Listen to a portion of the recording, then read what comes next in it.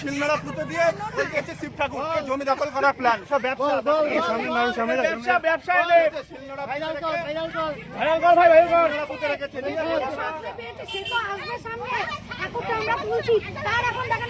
এই দেখো শিলনোড়া পুঁতে ব্যবসা করার জন্য এখানে ঠিক করবে, মদ খাবে, সেই হচ্ছে প্ল্যান। মানে জমি দখল করে মন্দির বানানোর চেষ্টা, ওখানে ব্যবসা করার জন্য এইটা পুঁতে রেখে। দাদা একটু ভালো জমি দখল করার ধান্দা ছিল দাদা, একটু ভালো করে জমি দখল করুন। এটা পয়সা ইনকাম করার ধান্দা শুধু। এটা নাকি শিব ঠাকুর উঠেছে স্বপ্নদোষে। বলুন যে স্বপ্নদোষে পেয়েছে তাকে নাকি খুঁজে পাওয়া যাচ্ছে না এখন। এই কাজ করেছে একটা ভগবানকে নিয়ে ছেলে খেলা করার চেষ্টা চলছে এখানে।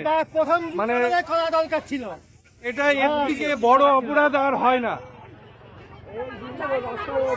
কি সনাতন ধর্ম কি এতটাই সস্তা যে কেউ নিয়ে যখন তখন এরকম ছিনেমিলি খেলা করছে? এগুলো কি ঠিক? তোমরাই কমেন্টে জানাবে।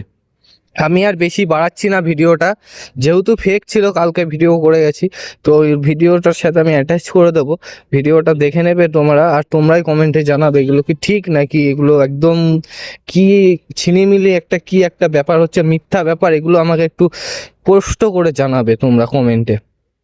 কত সুন্দর দেখলে ফুল বেলপাতা, কত সুন্দর দিয়ে পুজো আচ্ছারা, কত দূর দূর থেকে লোক আসছিল। এগুলো কিন্তু পুরোটাই ছিল একদম ফেক, পুরোটাই ছিল একদম সাজানো, একদম মিথ্যা ঘটনা। তো দেখতেই পাচ্ছ কালকে ভিডিও করে দেখিয়েছি কি অবস্থা ছিল, আর আজকের অবস্থা দেখুন কি অবস্থা।